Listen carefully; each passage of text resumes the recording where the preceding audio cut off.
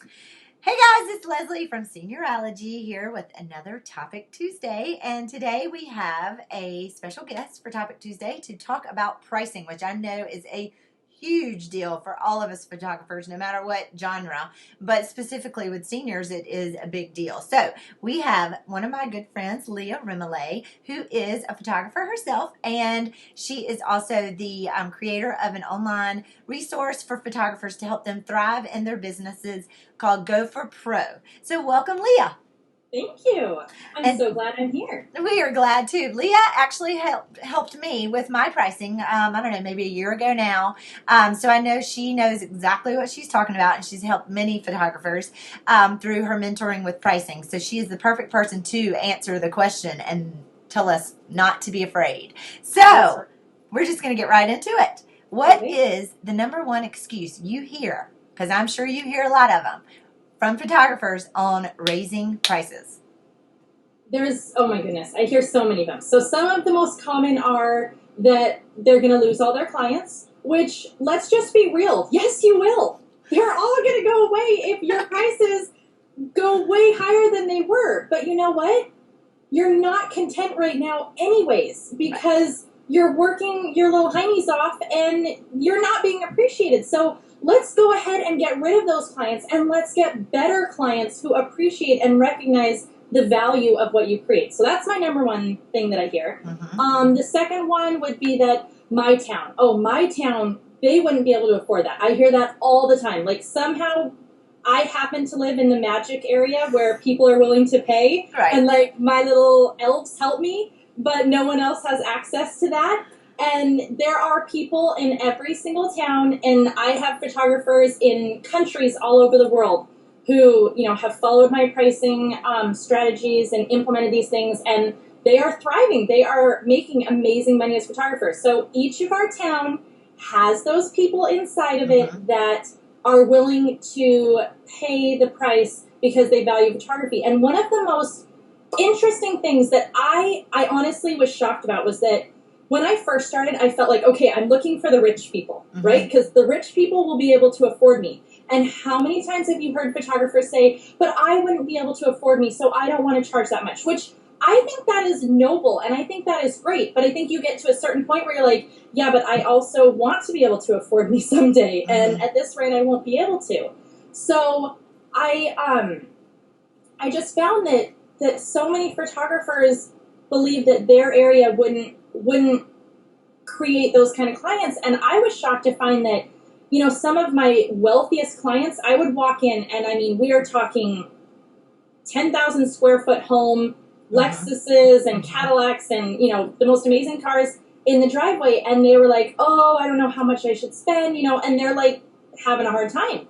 And then I've had other clients, one of my biggest sales I ever had, and I think it was just under 4,000, and they were teachers. He was a teacher, a high school teacher, and she worked for a nonprofit, just kind of did like front-end secretarial type stuff. I mean, we're not talking huge income. They had a very modest home. They had modest cars, but they valued photography. And that's when I learned it's not about how much they make. It's about how much they value what we create for them. Well, I completely agree. I don't know how many times I've had a client drive up in a brand new Range Rover and they spend $200 on photos. Yeah, you know what I mean? Like, and you're thinking, yes, this is going to be a good one. Right? And you're like, apparently their car payment has made it impossible for them to be able to afford. Apparently they're living well above their means or whatever. Okay, so how do you find clients, not rich clients, but just clients that value your photography? Okay, so that's a big answer, and that's why I created the program, The Thriving Photographer, so that I could walk through step by step how I did all of it and how I created this business where I could be a six-figure photographer and do what I love and still have time for my kiddos. But it's gonna be about education and brand. So first, we need to educate clients to understand what we expect from them. Like, we want to create this amazing experience for them, and I am all about that. But I also have expectations for them as my clients. And, that's that they're going to respect me as a photographer. They're going to respect that I am a business owner. They're going to understand that I have bills to pay and that this is a legit operating company that needs to function and be taken seriously. And so I implement all of these things throughout the process where I'm educating them and I'm teaching them, and I do it in really fun ways. I can give you an example. So one of the examples of how I do that is through my product guide. And the product guide, I've been using it for years, and I just launched it on Gopher Pro. So it's a book, and it's also an online magazine. So just imagine that you are the client, and you've paid the session fee, you're getting ready for the session, and you're given a link to an online magazine. And when you open it, it's, absolutely beautiful. There's so that's a testimonial page. There's ideas for walls, all my collections. Right. There's cards, canvases, prints, all the different things that we can do. This doesn't say to them, I'm cheap, I don't have the confidence, you should try to finagle the price down with me. Right. It says, I'm serious business and I can create beautiful things. The other thing is the branding. So when they come to, one thing I say in the Thriving Photographer is, okay, if you're charging $10,000 for a wedding and they come to yournamephotography.blogspot.com and it's got all these badges and things all over, that's not consistent. That's not sending the right message to your clients. But if the brand is beautiful, if you've really taken the time to design it, or if that's not your forte, you've had somebody help you design it, and you have this beautiful website and portfolio and all these things, and you have great text with your About Me page and information and the kind of experience they get to expect, then you're laying that foundation to help them understand what kind of experience they're going to get. I don't walk into a high-end boutique and flip the tag over and, act shocked that it says $100 for a pair of underwear, right? Right. But if I walk into Walmart and flip that over, I'm like, are you kidding? Right. So it's all about that consistency and educating them through those different areas so that they expect it and recognize the value in what you offer. Right. Okay, so when it comes to mistakes photographers make with pricing, but also, like you say, because branding and everything else goes into that, what are some of the biggest mistakes you see photographers making? So I feel like the biggest mistake that photographers make, and the thing that I wish I could just kind of shake them sometimes, is you are worth this. Whatever this is for you, and it doesn't have to be what I charge, but you are worth taking yourself seriously as a business owner. You are worth recognizing that you are capable of doing this. And I understand that you may not have the background in business, so it's scary, and you're not sure how to do that. And so when you run into these roadblocks, you kind of shrink and you feel like, well, I can't do that. Other people can do that, but I can't. But that's not true. Any business owner has to go get educated. They have to go teach themselves how to run a business. So take yourself seriously, believe in yourself, and go and take those steps. Go learn and be educated and become that successful and confident business owner that you deserve to be, because there is an amazing, amazing feeling. And Leslie, you and I talked about this. I know you know what I'm talking about. When you go and have that first order where they write the big check. Right. And it's not just about money. Yeah, money is awesome. But that's not the best feeling. The best feeling is that someone has realized your value. Right. And it plants this seed inside of you that says, I am worth this. Right. Someone has confirmed it. It's true. They say it's true. Yeah. And that gives you that confidence to then go and find more people who think it's true. Right. So that's the first thing. The second mistake that I see is because of that lack of confidence, and that's why it all starts with the confidence. And it's okay if you don't have it, because you can go get it. That's the amazing thing about the world we live in. Education is everywhere. There are these amazing resources like your website and like gopherprophotos.com where photographers can go and learn. There's coaches and there's programs out there. That's exactly why the Thriving Photographer was developed, because you may not know how to run your business. And that would make sense probably, since you probably have never run a photography business before. But there are tools to go learn. So do that, and then don't make the mistake of going and looking at what your competition is doing with pricing and then just copy that. Right. Because here's the reality. they probably did exactly what The you same did. thing, right? So you went and copied them. They went and copied Martha. Martha went and copied Jane. And what does everybody do? Everybody decides to go just under, because then they'll look, then they're like, well, I probably shouldn't charge as much as they should. Or they're thinking, well, this way I'll get more clients because I'm cheaper, so they'll come to me. Or whatever reason you came up with. Well, just realize that this is a cycle. And who knows how many times that happened. So what you think is an appropriate price is probably very much not. Right. Because this has happened so many times that by the time you've changed up yours just slightly from theirs, you have no concept of what the real cost going into it, what the real time is going into it. And someday when you figure that out, you're like, oh my goodness, I am making $6 an hour. Right. I might as well go flip burgers. Exactly. Because this is not a business owner. This is a minimum wage job. Right. So on that note, what is the basic, is there a basic formula? Is there a basic strategy? Because you can't just go blindly pick a price, which I do think, I will admit I did in the very beginning. I did it in the very beginning. It's okay. And that's the thing, we're all afraid to admit that, and everybody wants to pretend like, oh, I got it all together. And you look at a forum and you've got all those people who want to be the know-it-alls. Right.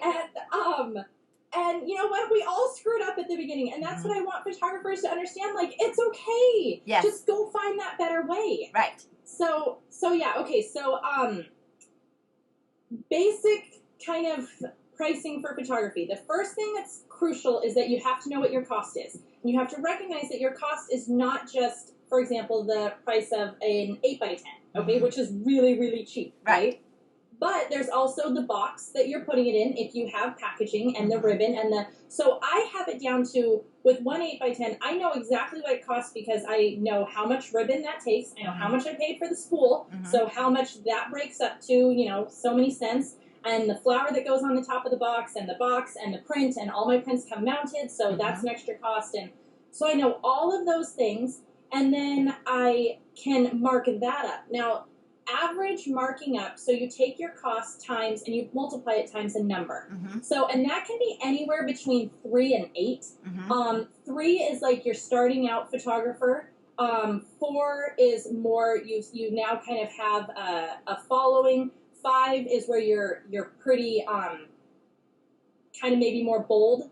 I'm usually between 5 and 6. 7, 8 is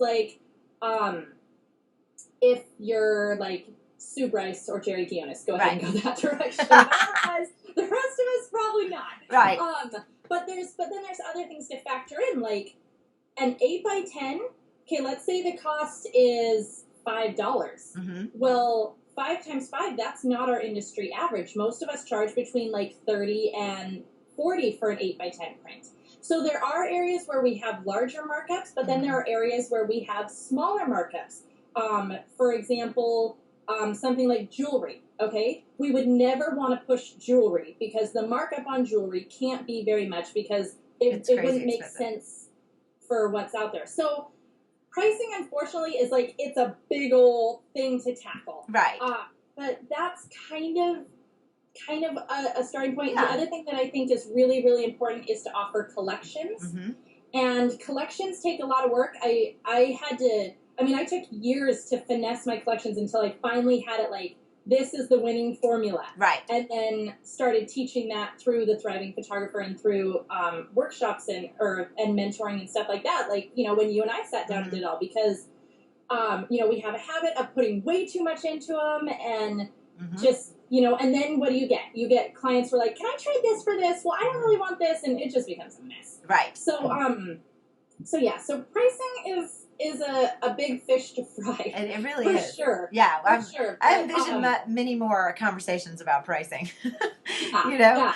Okay, so tell me, when it comes to collections, because I know there's sort of a theory behind collections where you typically, or a lot of people say that, by offering 3 or 4, you're going to do your very basic at the bottom, what you maybe really want people to do in the middle, and then the top one is oh my God, if I get that, I'm awesome. Tell me what that strategy is. Explain that. Okay, well, first let's think of the psychology of people. Okay, so just think of you yourself. when you walk in to buy something, when someone shows you 3 things, you don't usually go to the bottom thing because you don't want to be a cheapskate, right? Mm-hmm. Like, that's just true, okay?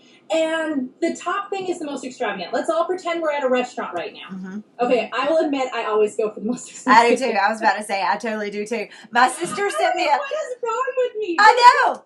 That's the only thing that I want. I'm like, I know. I need lobster. My sister texted me a picture the other day of 2 little cheerleading outfits for her daughter and said, which one looks better? And automatically the more expensive one. It was, I mean, and that's not even that expensive, but yeah, always. So yeah, I get it. So we're one of those people who always goes for the most expensive, but the majority of the world Right. is not like us, I guess. Right. So you normally go for the middle, right? You don't usually go for the cheapest thing unless you're worried about your budget. Right. And that's a different situation, and that's okay. And, maybe you only go for that most expensive thing. Most people only go for that for a really special occasion. Right. And normally you fall in the middle. Mm-hmm. Same thing. That is psychology all the way across the board. So that's the same concept in everything. So it makes sense. And that's exactly why I teach, that when you build collections, you have your base collections, which is your bare bones. Mm-hmm. That's the one that you don't want them to really go for. It's like, it'll work. But it's kind of skimpy. And then you have the middle collection, and that's where you're hoping that they're going to fall. Mm-hmm. And then you have that top collection, which is extravagant. That's that, unless it's like, oh, we're really going to do this. We don't do this very often. And here's another thing that I've noticed is that those clients who do go for that very top collection, if it's priced appropriately, which most of the time when I look at people's pricings and we sit down and strategize, it's not priced appropriately. Right. But in that perfect world, let's say it's all priced appropriately, those clients who go for that very top, they're probably not going to come back for a few years. Right. Because in their mind, it was that special occasion. Like, your anniversary. You do it once a year and you go to the very expensive restaurant, you get the most expensive thing. So they won't come back. So that's one more reason why we do want them to fall on that middle collection. Right.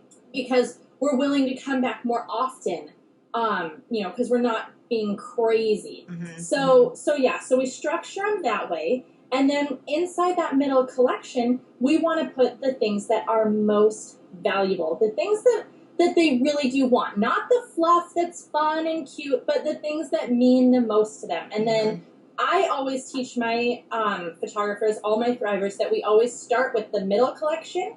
We build that one first, and then we build the top and the base. That's because that middle is what's most important. If you go to any Apple store, you're going to see that there's always the 3 collections, and most of us have bought that middle computer, right? A lot of people don't have the smallest screen. Right. You don't have the biggest screen. You have the middle screen. That's what you're going to see in most of our houses because it's that psychology working, and that's where we fall. Right. So, okay, so I have had a situation like this, and I feel like a lot of other people have had this situation where you've maybe photographed a family or a senior, and maybe their sibling is coming along, and it's been 2 or 3 years, and your pricing has changed since they came to you, and they come to you thinking they're going to get the same pricing. I had this happen the other day.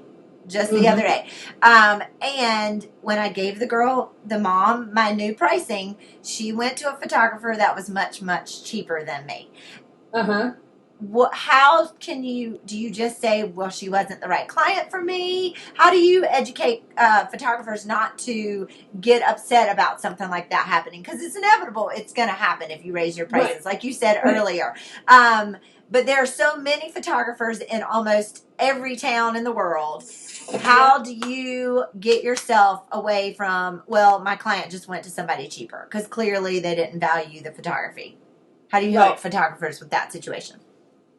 Okay, so I'm actually going to write down so I think of the main things I want to tell you. So first of all, this is a perfect reason why we want to get our pricing figured out sooner than later. Right. The longer you're waiting to decide, okay, you know what, I'm going to do this. Because everyone puts that one off. It's like at the bottom of the list because it's intimidating. Right. So that's a huge reason why you don't put it off, because you're just extending that scenario happening the longer you wait. Yes. And the more jumps you have. Right. Right? Because a lot of us, Start I out started at like $100 $75. Yeah. when I first started. Right. My very first like 3 sessions were $100, and then I was like, this sucks. Yeah. And so then I moved it up to $200. Uh-huh. Woo! I doubled my pricing. Only then, like after 3 more, I was like, this still sucks. Right. So then I brought it to $400, and then I was like, but I'm capped. Like, there's no opportunity to ever be higher than this. And then that's when I was like, all right, I'm figuring this out for real. And then I went from $400 to an average sale of $2,000. Right. So none of those clients who paid $400, okay, one came with me. The rest were like, see ya. Right. And so that's why we got to figure it out sooner. Like, make this your top priority. Just do it, because then you can move forward with the rest of your business.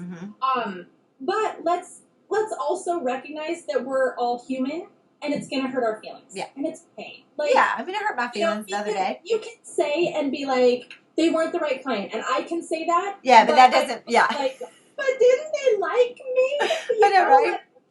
I did a really good job, and we really connected, and it feels like they're breaking up with you. Right, it totally does. So it's okay to acknowledge that we all feel like that. You're not alone. Like, well, and that it happens to everybody. I think a lot of people think that, the photographers out there that have made it, or, what we would say made it, don't ever have that happen to them. But I venture to guess it has happened to them. So don't feel bad. Absolutely. And I love to tell, when I'm coaching, to tell my photographers, there are no perfect photographers. There are some who put on some really amazing, it's not a show, because they are amazing. Right. But it's not always amazing. Right. Like, there's, so how do we avoid this? Okay, because we know now, let's get it done early so that we can at least try to make it happen less than at your current rate it's going to happen. Right. The second thing is to recognize that it's okay to be hurt. Like, let your feelings be hurt, and then we got to pick ourselves back up and move forward. And the third thing is now, okay, well, what are we going to do to try to make this happen as little as possible? And that's where I think, again, it comes into the educating the clients. So a few of the things that I would have suggested to you to have this not happen is, number one, that you stay in contact with your clients. So doing that through a monthly newsletter, through your Facebook page, but keeping that conversation going throughout that year, those couple years, so that they remember you and they see what's going, and they see a progression happening. And you can do that through, for example, let's say you have a mini session. I have all these little mini session campaign kits on Gopher Pro in the shop. So let's say you use one of those and you send out the postcard to all your clients, and they see that mini session is more expensive than it used to be. Well, that's going to help them realize, okay, prices might have gone up. Also, when it's time to raise prices, I think that it's a really good idea to actually tell your clients, don't hide until they email us, because we're like worried about what they're going to do or say to us. And so we just hide, and then when they email us, we're like, oh gosh, okay, and you're like clicking send, and you're like, oh, I know. What's going to happen? So instead, I encourage to actually send a letter and to be very honest, to say, I want to be here for you for the long run. I want to be here when your daughter graduates high school, and I want to be here when, I loved getting to photograph your daughter at her senior pictures, and I want to photograph your youngest when it's her turn. And I realized that with my current business model, it wasn't sustainable. I would not be able to still be here for you. And I'm really excited to get to be here for you. And so I'm going to have to raise my prices. But with that, I'd like to do something special for you to show you how much I appreciate you as a client. So that's a way to try to get them to come back and still give you a try and be open to it. And, that can be anything from, like, a gift with purchase. Like, I always buy my makeup from Nordstrom when it's gift with purchase time. So yeah, I totally. can get my extra stuff, right?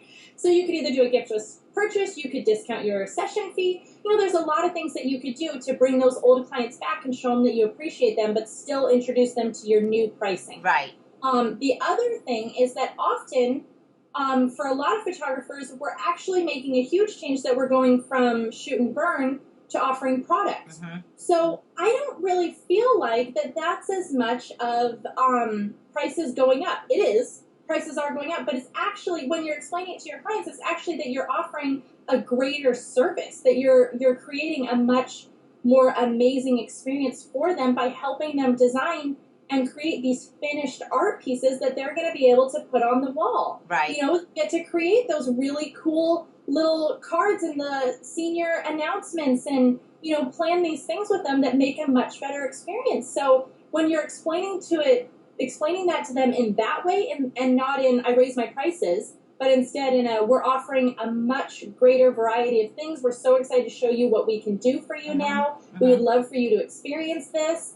And, you know, I'm a huge advocate of ordering appointments, and in the Thriving Photographer, we talk a lot about creating this experience in the ordering appointment where it's never salesy. You know, it's fun and they can be excited about it. So, you know, creating it, and that's our own mindset. Like, we have to create that mindset and realize, okay, I'm creating a better experience, not I'm raising my prices and they might stone me because of it, you know? Right. So I think it's just kind of, again, it's our own mindset. We have to change our own mindset before we can change our clients' minds. Right. Because we've all had it happen where we tried to implement something new, but we didn't really believe in it ourselves. We didn't have that confidence yet. And so you go and tell your client, and you're like, you okay with that? And and the client can sense that, and they're like, no, I'm not. And then you just crumble because you're like, oh shoot. You know, so it's got to be that mindset for us first. Right. And then we can strategically put into place the practices that are going to bring the whole thing together. Because it's never just one thing. It's this puzzle that when you put all the pieces together, you become that thriving photographer that you dream of and that you deserve being. Right. Okay, so the last question I have is regarding digital collections. What is your theory on digitals? Do you offer them to your clients? And one thing that I know I used to get a lot whenever I was first starting out is, why don't I just buy the disc and print my own as opposed to paying you these high print prices?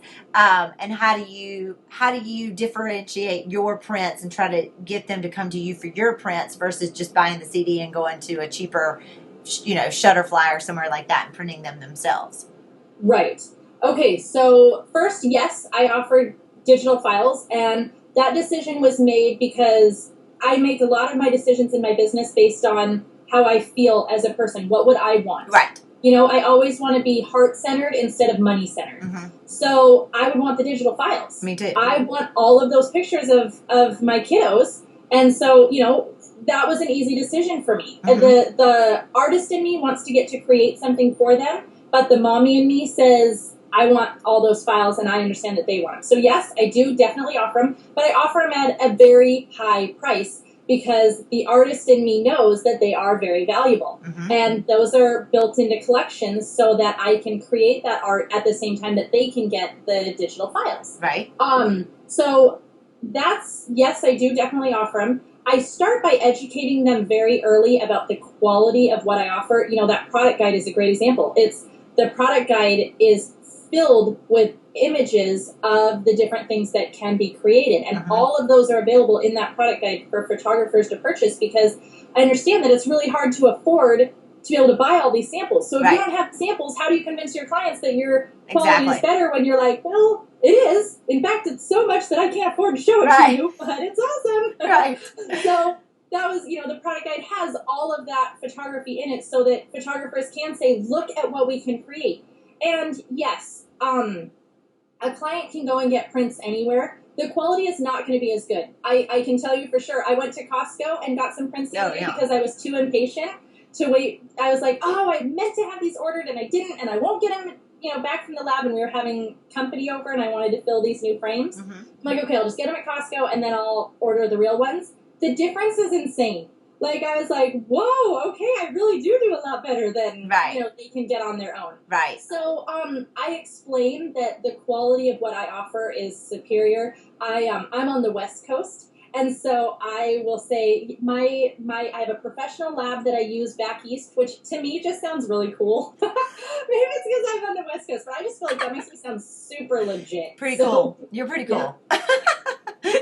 So I totally, you know, I explained from the very beginning when I'm talking about the ordering appointment that I'm going to help them design a couple of custom pieces that will be keepsakes for them to cherish forever, and that the quality is the absolute best I can get in the world. And so I just explained that from the beginning, and that makes it so I never have to get that question of, well, why wouldn't I do it myself? In fact, when I'm at the ordering appointment, I will very often, I've written up the order, and my sales are typically about $2,000.